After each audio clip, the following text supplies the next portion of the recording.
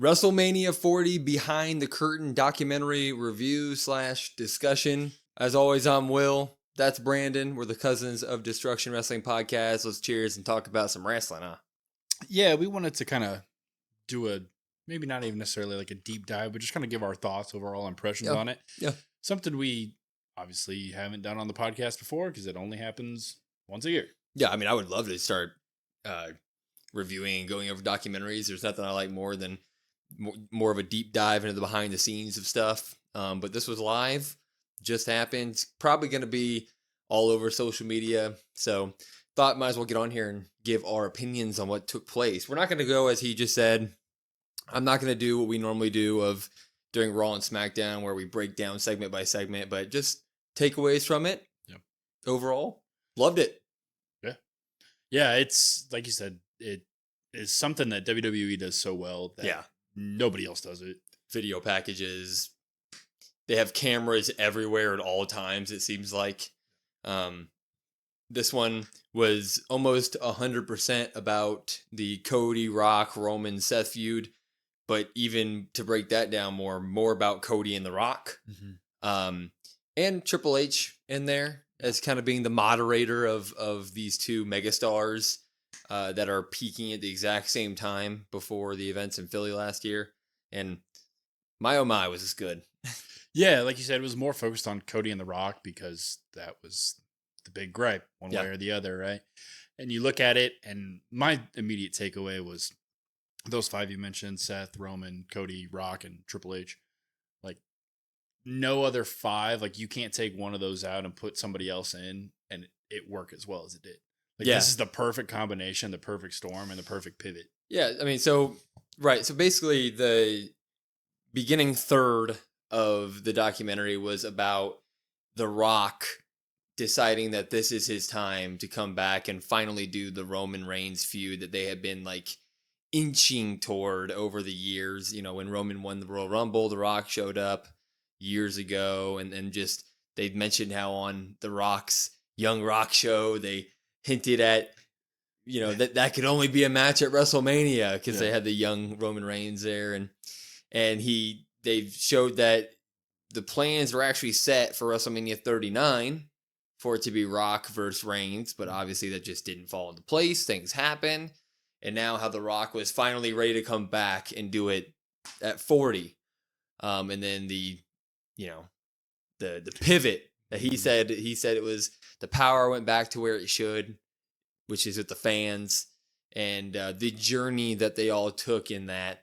And what was really cool was they showed the moment to moment stuff happening. So like the moment that the Rock did TKO and he became a board of director there, and how Triple H said that Triple H told Cody Rhodes the night of Royal Rumble that he wasn't gonna headline that WrestleMania with Roman, that it was gonna be The Rock. Yeah, that was crazy. Yeah, I guess that was kind of more, maybe the most shocking part for me was because you always hear rumblings of like, oh, like, no, this was all along supposed to be this, supposed to be that, but like to hear Triple H be like, yeah, I told Cody, like, don't really enjoy this because something else might be happening. It's like, oh. Yeah, I mean, he was like, we had to give him the Rumble because we couldn't just cut his feet out from underneath him. But he admitted, Triple H was like, I had no plan for him after that. Yeah, we had no idea where it was going. Yeah, and Cody's like, what's next for me? And he's like, I don't know. It's like, oh. And you see, like, they interviewed him the night of, and obviously they didn't show the whole interview, but he was just emotional. A lot of emotions from Cody in this documentary. Just a very emotional guy. As people may say that, you know, he's so cheesy when he starts tearing up on screen. That's just who Cody is. He's just an emotional guy, man. Yeah.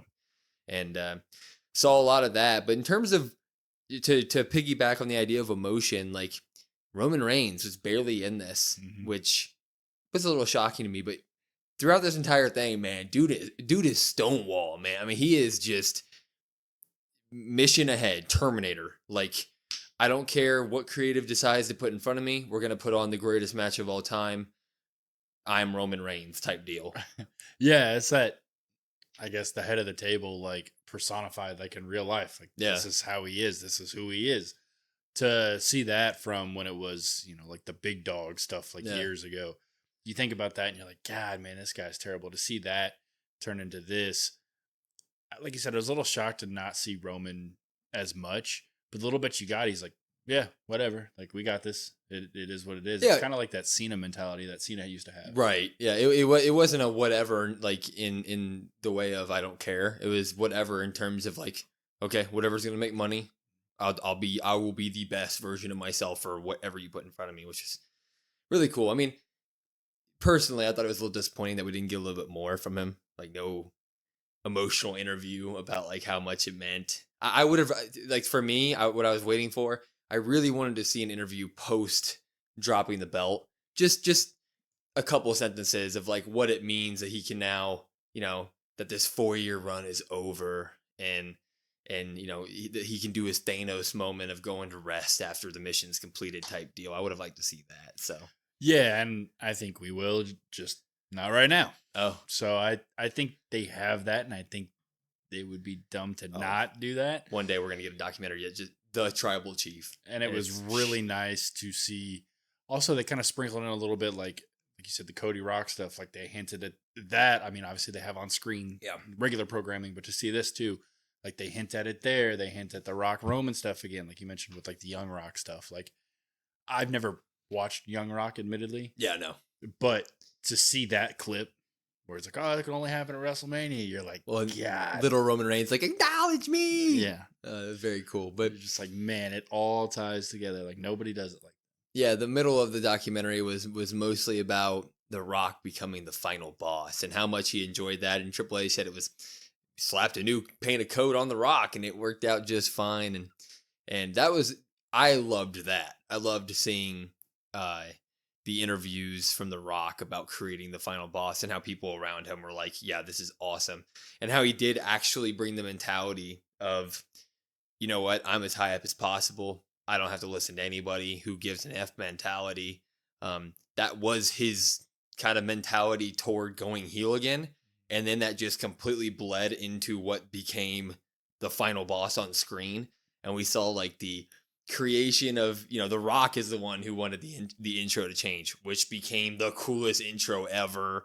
So that middle stuff was really, really cool to me. Yeah. I even told you when we were watching it, I said, man, I'm not really a fan of Rock watching this, like the first third of it. I was like, man, this is disappointing. I would have liked to see him like maybe painted in a better light.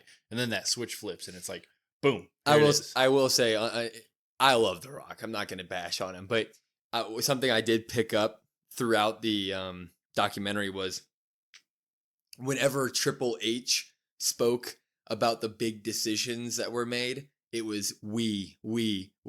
Whenever The Rock spoke about the big decisions that were made, I. So it's like, I love you, Rocky, but like, this ain't all you. I mean, come on, this had to be a lot of people. Like, as much as I want to believe that The Rock saw the reaction to the Cody stuff, the hashtag We Want Cody, and the outcry after they announced that it was going to be Rock Roman. As much as I want to believe that good old Rocky stepped into creative the next day and was like, this isn't right. We have to give the fans what they want. Come on. I mean, somebody had to be like, hey, let's pivot here. Like, it had to be a conglomeration of everybody. And I guess there had to be some sort of, well, I mean, Rock is the boss, right? So, like, if he didn't want it going in there, it's not going in there. But he's like, oh, you better, I get to say that I said this and you're going to put it in there. Maybe that's the case. Yeah. But like you said, to think that he was like, oh, I had this vision and I reached out and I did this and I did all of, it's like, yeah. Well, to be honest, everybody's selfish. Like, who doesn't want who doesn't want a main event WrestleMania night too? I mean, hell, it could have been all him. Who knows? I mean, because Triple H brought up very briefly that in one of the interviews was that it was definitely discussed that when Rock was A-OK 100% to go on WrestleMania 40, they thought about it marketably. Like, they were like, Cody and Reigns is obviously the diehard wrestling fan's dream, but to everybody else in the world who we're trying to bring on in, Rock versus Reigns is the most marketable thing on earth. So who knows? Maybe it could have been The Rock coming in being like, hey, I know that we're going to make billions here, but let's give the people what they deserve. Yeah, and maybe I'm gonna put my foot in my mouth and just backtrack on what I just said, but like I don't think it was all him because, like you said, I think it is a we. I mean, Yeah. nothing happened solo there, but to The Rock's credit, at least the credit that we saw in the documentary, to give like the wrestling fans, like, yeah, we could bring in mainstream people, but like mainstream people are just gonna click out and tune out right after that. So to give like the wrestling fan what they deserve, I thought was fantastic. Oh yeah. And then I mean the final third, I mean I broke it up into thirds, but it was more like fifths, like the final fifth of this. So like if the first 2/3 were, it'd be like 2/5, 2/5, 1/5. The last fifth of the doc was match related, you know, just pulling it all off. Like the moments before Mania where they were behind the scenes filming like the promo stuff. That was cool. I always love seeing that. And then just it was cool seeing like post match after night one of Mania, like how they were all banged up, and it was just like, especially Reigns and Cody, it was like go back to your RVs, saddle up, next night's coming. Cody would wake up and walk out of his trailer, and they had like a trailer parked across from him was Dusty Rhodes. So just seemed too good to be true there. It was cool stuff. Yeah, you always see these, I guess, documentaries as a whole. This one, in terms of behind the scenes things, this one got to hit me at a different point where, like, when I saw them putting all the prep in for like the Rock's entrance, and we're gonna hit you here, and you're gonna do this and this and this, and like, I know a lot goes into it, and I think wrestling fans all acknowledge that, but at the same time, I think we kind of maybe take it for granted sometimes because I sat there and was like, oh man, Yeah, I'm actually so glad you brought this up because that didn't just occur in this documentary before WrestleMania either. Like before SmackDown, it's before Raw. It's like when us wrestling fans, we really get, in the past, we've really gotten bitchy about like, why isn't The Rock showing up more? Why doesn't Cena show up more? Why didn't Brock show up more when he was champs? You know, these part timers. But like when you see this behind the scenes stuff, it's like, damn, they're doing a lot. Like there was pictures of them in the creative room, like in that with a big table, like you would think, where they're all sitting around it. I mean, it's not just to show up and do it. Like, and none of this showed, you know, The Rock getting back into ring shape, which he probably had a ring flown to him. And I mean, getting back into ring shape at his age has to be difficult. You know, the idea of Cody and Roman getting into ring shape that could withstand 2 back-to-back nights of headlining as hard-hitting performances as they did. So it's just like you just said, it's really nice to see and be able to appreciate the level of detail that this requires in order for somebody to go through. Yeah, and they, I guess, to emphasize on that, and I think Rock flew a ring down and had some NXT guys do some tag stuff. But to look at like even the photos that they take, you have Rock and Roman doing photos, and they're like curious or upset or mad, and Roman's like, I could do curious, like just literally that, like how long that takes. Yeah, and it's just incredible to me because then it's like, okay, well now you have the match planned out, but then you have to plan out the entrance, and then like what's going on during the match, how do we get there, I've got to focus on this promo, I've got to do this, I've got to do this. Well, it's just like, it's just so much, and like there was a scene where The Rock was, I mean, they were timing his walking to the ring with his entrance, and like whether or not how he should push the camera when he shoved the camera away. And it's like, god damn, man, like just every little second of this is thought out to another level. And it's just, there's nothing like WWE, and it's just a spectacle. It really is. And this did a good job at showcasing that. One guy that kind of got the short end of the stick, Seth Rollins, didn't get much time here. They pointed out the fact that he was injured, and that was kind of it. And that was probably the most disappointing part of it for me because, like The Rock said, he was the MVP of Mania. I mean, dude got dragged out of there by the end of it because he couldn't move. So I would have liked to see more of his feelings, because you could tell at the end of Mania he was emotional as hell. I bet they stuck a camera in his face, and I bet he got some words off somewhere that we're going to see eventually. Yeah, and that kind of goes along with like the Roman Heyman stuff even at the end of 40. But I think I as much as I do agree, I think they focus on Cody and The Rock and Rock Roman at times because they're going to obviously set those up. But maybe the pushback is like you didn't get to see much of Seth because Seth got all the glory. Like, yeah, Cody got the win, right? And Rock got the win. But Seth is that, like you said, Rock says it, wrestling fans say it. Seth's the real MVP. Yeah. So maybe that's why they kind of cut some of it I short. just wish they would have even if they would have just shown the tweet or whatever that The Rock sent out of Seth being MVP, give him a little bit of flowers there. I mean, obviously I wanted to see all of Cody's stuff here too, because at the end of the night, this was about Cody Rhodes finishing the best story that was put on display because of the fans. It was just a conglomeration of wrestling being great, and it should have been Cody. But Seth had a good part here, man. We should have given him a little bit more. Yeah. It would have been nice to give everybody their flowers, but at the same time, it's only an hour long. We waited 3 months for it. Yeah. It's like we would have had to wait a whole year. Like it would have been the week lead up to 41. Like watch behind the scenes WrestleMania 40. So I mean, I guess you do what you can.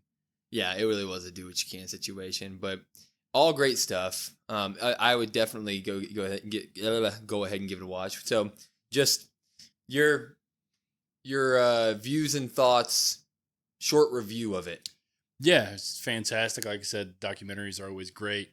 It's nice to see one on the WrestleMania side. I know they do those every year, but to see the two-parter and somebody like The Rock, who as a celebrity, how they navigate that. Triple H, how he was involved, I thought was really good because it's his first main one. And overall, just nobody does it like WWE. There's nothing like WWE, and we just have to enjoy it from here on out and be happy with it. 100%. If you are a fan of WWE to the point where you're watching weekly or if you're keeping track of it, this was a further love letter. It was a PS on the love letter of what was WrestleMania 40 overall. This was the PS of that. It really is a must watch. It's 1 hour. It's easy. Gives you a bunch of Rock, a bunch of Cody, a bunch of Triple H, and we love Triple H. So just hats off to WWE and keep these things coming, man. Keep them coming. Yeah. So highly recommend. Yeah, I wouldn't mind them if they. I know it's a lot to ask, but maybe like they do one on like.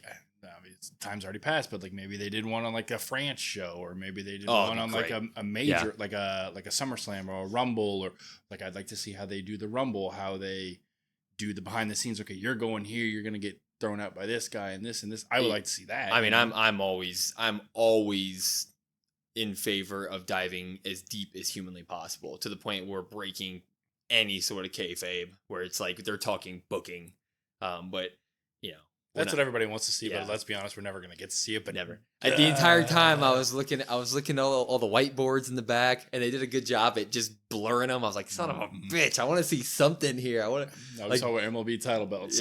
Yeah, MLB title belts on the whiteboard. Anyway, phenomenal documentary. Like we said, go check it out. It's on YouTube.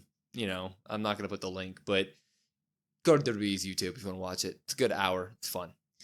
But let us know what you thought about it in the comments section, what you liked, what you didn't like, and follow us on all of our socials at codwrestlepod, COD WrestlePod, and listen to us wherever you get your podcasting at Spotify, Apple, etc., and share us with those who you think might like the content.